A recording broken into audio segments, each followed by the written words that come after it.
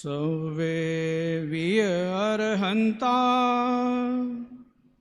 तेन विधानेन खविदकं मनसा किच्चा तदोपदेशं निवादाते नमो तेषिं। जो हुए आज तक अरिहंत सबने अपनाया यही पंथ, उपदेश दिया उस ही प्रकार हो सबको मेरा नमस्कार। आज की गोष्ठी में हमारे अध्यक्ष महोदय, ये भी भावी सिद्ध तो मैं सबको बंधन करूं, उसमें तो इनकी भी गिनती आ जाएगी। भावी सिद्धों में तो अपन सब भी है ना, तो भावी सिद्धों को सादर बंधन। शक्तियों का नाम सुनते हैं तो मुझे जब ये 47 शक्तियों की चर्चा सबसे पहली बार सुनने को मिली तो मैं डर गया। 47 शक्तियों की चर्चा तो बाद में सुनने को मिली थी, रामलीला पहले देखने को मिल गई थी। अब तो ख्याल में आ गया होगा ना, रामलीला में एक शक्ति का प्रयोग हुआ और उसमें हमारे नारायण महोदय बेहोश हो गए थे। तो जब ये शक्तियों की चर्चा समय सार जी में आई तो मुझे भी डर लगा कि कहीं ये हमारी शक्तियाँ, मैं उनको तो एक ही लगी थी, उसी में वे बेहोश हो गए थे, कहीं हमारी ये 47 शक्तियाँ कहीं मुझे ढीला पोला न कर देवें। तो पहले तो बहुत डर लगा, पर जब इनका व्याख्यान और इनकी चर्चा अमृतचंद स्वामी और उनके व्याख्याकार पूज्य गुरुदेव श्री से सुनी, तब ये लगा कि ऐसी शक्तियाँ हैं कि जिन पे किसी दूसरे का असर नहीं होता, और ऐसी शक्तियाँ हैं जो किसी दूसरे पे असर भी नहीं डालती हैं। ये शक्ति बड़ी अद्भुत हैं, किसी दूसरे का असर मुझ पे नहीं और मेरा असर दूसरे पे नहीं। छोड़ो दूसरे की बात, वे तो सत्ता भेद वाले हैं। सत्ता का असर योग्यता पे नहीं चलता और योग्यता का असर सत्ता को प्रभावित नहीं कर पाता है। ऐसी अजब गजब शक्तियां हैं, अजब गजब। अनादि अनंत चेतन राजा जीवराज भगवान के रूप में विराजमान हैं, मगर योग्यताओं में वो भगवत्ता भोगने की योग्यता नहीं आई, तो वे प्रति समय उत्पन्न होते हुए भी वे योग्यताएं विकारी होती रहीं। और अनादिकाल का विकार वस्तु के सत स्वरूप को कुछ भी गंदा, मलिन, लूला, टूटा फूटा नहीं कर पाया। ये अजब गजब का शक्ति साम्राज्य है। इस शक्ति साम्राज्य में मुझे मेरा अपना ज्ञान लक्षण बलिष्ठ रूप में नजर आना चाहिए, और वो बलिष्ठता तब नजर आएगी जब मैं जानकार मात्र रहूं। जब मैं जिम्मेदार बन जाता हूं तो मरियल होना चालू हो जाता है। जीव के पास जानकार रहने की ताकत है, जिम्मेदार होने की ताकत नहीं है। जिम्मेदार तो इस विश्व का कोई नहीं है। सब द्रव्य अपनी अपनी सत्ता से रहते हैं और अपनी अपनी योग्यता में परिणमते हैं। न किसी को किसी की सत्ता के लिए दूसरे की जरूरत है, न किसी को किसी के परिणमन की योग्यता की जरूरत है। परिणमन योग्यता भी अपने आप में इतनी अद्भुत है कि उसको उल्लांघने की ताकत सर्वज्ञ परमात्मा में भी नहीं है। योग्यता भी अपने आप में इतनी अद्भुत है।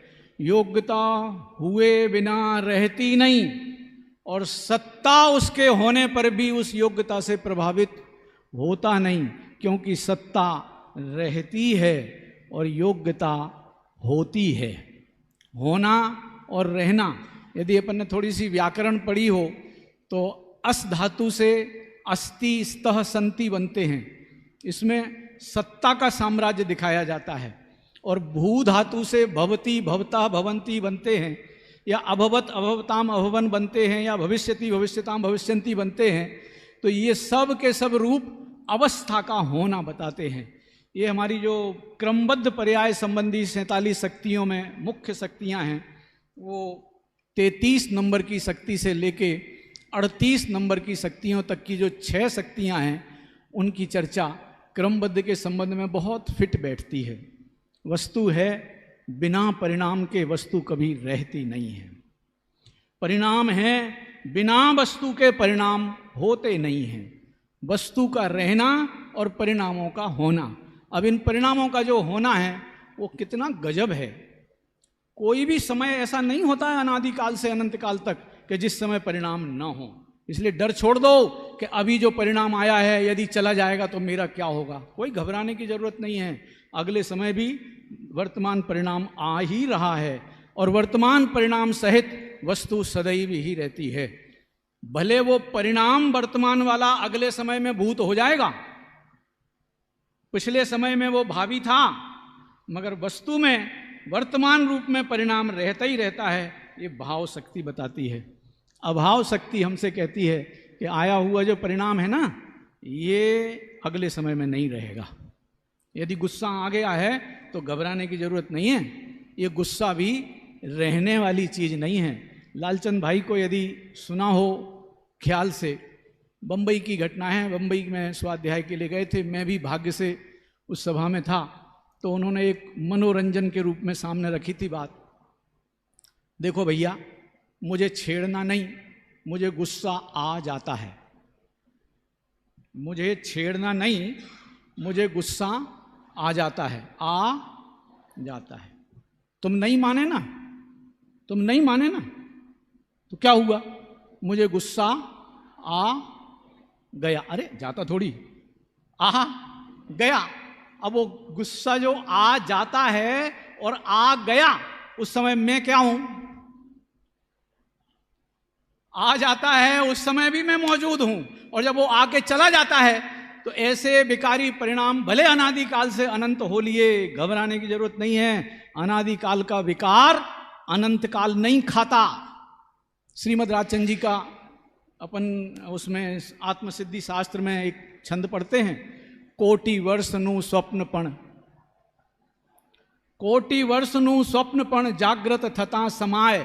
भले वो करोड़ों वर्षों संबंधी स्वप्न हो, घबराने की जरूरत नहीं है। वो अगले समय में भूत हो जाने वाला है।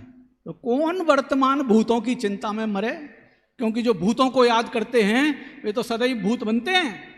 ये याद रख लेना भैया ख्याल से।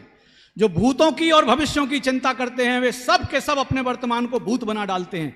हमारे पास जो वर्तमान आया है वो जीवत्व का आनंद भोगने आया है, ये भूत बनने नहीं आया है। समझ में आया? इसलिए जो जाने वाले हैं उनको जाने दो। पूर्व परिणाम भले विकारी हुए हों, हो जाने दो, घबराने की जरूरत नहीं है। वे परिणाम जाने के लिए ही आते हैं। दो हो गए ना, एक भाव, दूसरा अभाव। तीसरे नंबर पे चर्चा आती है भाव अभाव। अभी जो वर्तमान परिणाम है ना, अगले समय इसका क्या होने वाला है? जाने वाला है। जब इसको जाना ही है तो फिर मैं काहे को इसकी चिंता पालूं? मुझे तो जीना है, इन्हें जाना है और मुझे तो जीना है, मैं काहे को इनकी चिंता पालूं? इसलिए भाव का अभाव होता है। तीसरी हो गई। चौथे नंबर पे आई अभाव भाव। भैया अभी मेरे पास पूर्ण निर्मल पर्याय नहीं है, तो क्या घबराने की जरूरत है?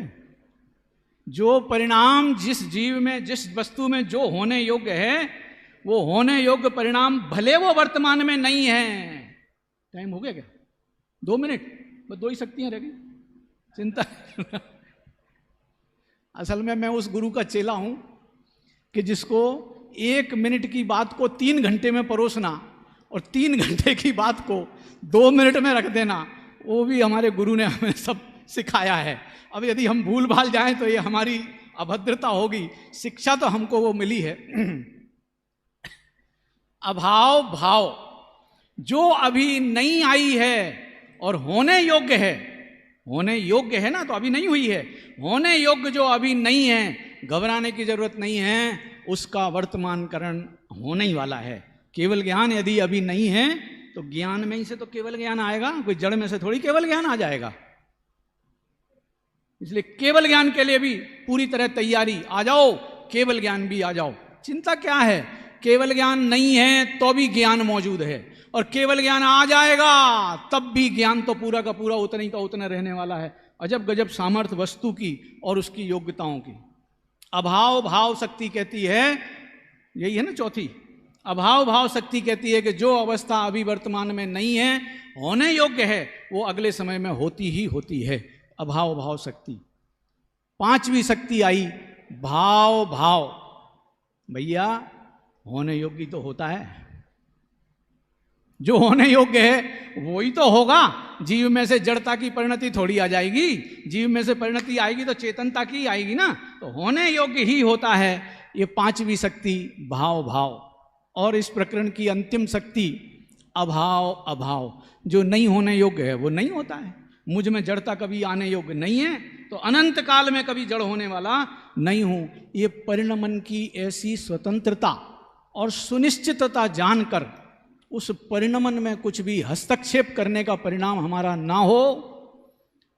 हाँ, परिणमन को भले वो आवागमन लक्षण वाला है, मगर उसमें हमें हस्तक्षेप करने की कोई न ताकत है न जरूरत है। इन सब की परिणमन योग्यता की स्वतंत्रता को जानकर हम अपनी दृष्टि स्वभाव सन्मुखता की बना लेवें, पर्याय सन्मुखता ना आ जाए।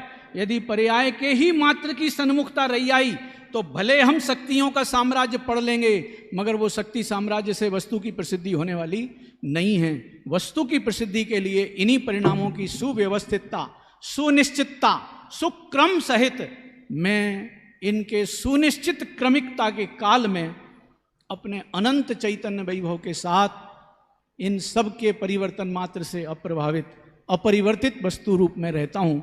ऐसी ज्ञायक पर स्वभाव पर दृष्टि आई तो हमारी क्रमबद्ध की समझ सार्थक होगी और ये शक्तियाँ मुझे स्वयं अपने आप में अपने को बलिष्ठ करने वाली शक्तियाँ हैं। क्योंकि बलिष्ठ हम तभी होते हैं जब हम किसी दूसरे का बोझा अपने ऊपर नहीं लेते। पर्यायों के परिणमन का बोझा यदि अपन ले लेंगे तो वो हमारे हिसाब से तो परिणमन होगा नहीं, हम केवल अपने आप को दुखी करने का अपराध करते जाएंगे। अपन बोझे से रहित होकर इन सब परिणमनों के काल में अपने को अकर्ता ज्ञाता ध्रुव रूप में देखते रहें, इस दृष्टि के लिए मुझे अवसर मिला। मैं बहुत बहुत आभारी हूँ जो मुझे आज अचानक, असल में मुझे इस गोष्ठी के लिए 2 घंटे पहले भी सूचना नहीं मिली थी कि मुझे आज बोलना है। अब जो कुछ तात्कालिक रूप से मैं आपके सामने रख पाया, कुछ विषय अधूरा भी रह गया होगा, रहा है मुझे मालूम है, उसके लिए मेरी तरफ से क्षमा।